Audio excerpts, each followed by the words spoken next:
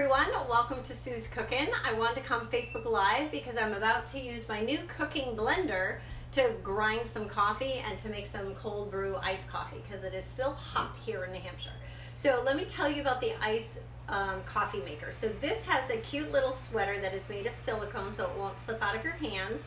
It has a top lid to it, and it has this really super fine filter, really fine filter.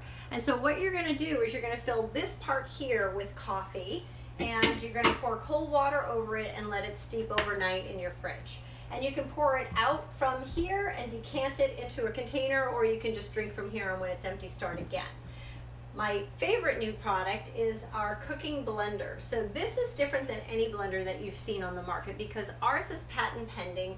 It has an actual heating element in the base of this. And this is glass, not plastic. So you don't want to be cooking in plastic anyway. In addition to that, we do not use friction in order to cook our food in our blender. We use the heating element for that. So what we're going to do is I've already ground some coffee. I'm going to grind some more coffee with this, but you can make sweet potato soup. You can make a butternut squash soup. You can make almond butter or peanut butter or any other type of nut butter. You can actually make alternative milks like coconut milk or almond milk, etc.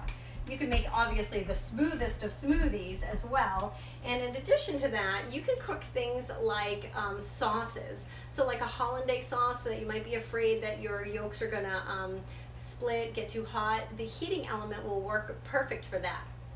But the thing that is patent pending that you're gonna definitely wanna try this on is making your own jellies and jams. So stock up now that it's summertime, grab some fresh fruit and give this a try. And you can earn this at half price. If you message me, I'll tell you how. So we are going to, my husband bought a big jumbo thing of coffee when we were traveling from a coffee manufacturer out in Pennsylvania. So I'm just gonna pour some coffee grounds in there. The machine will not blend unless the cover is on it. So you're never gonna see any of those disasters where your fruit smoothie is all over your ceiling. So you lock the cover. It has settings for smoothies, alternative milks, grind, a heated wash. So this is like having a mother. It will cook, stir your food, and finish and do its own dishes. It's amazing. It will do a soup, a heated puree, a jam, or a sauce.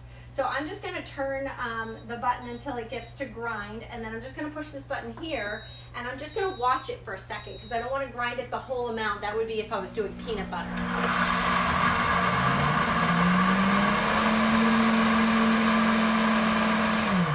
That's it, that's all I need for cold brew coffee. So I will stop that, take it out, and it takes just a couple minutes to clean the unit. You put 2 to 3 drops of dish soap in there and 3 cups of water, and that's it.